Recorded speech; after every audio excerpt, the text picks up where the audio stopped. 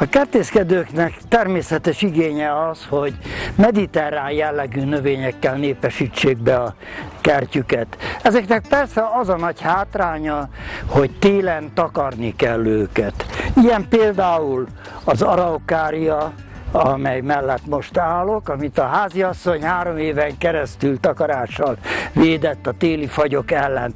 De hasonló a gránátalma, a füge, és más egyéb növények is, amelyek nagyon szépek az egész év folyamán, de télen nagyon gondosan kell őket óvni attól, hogy a 10-15 foknál mélyebb hőmérséklet alatt ne fagyjanak el.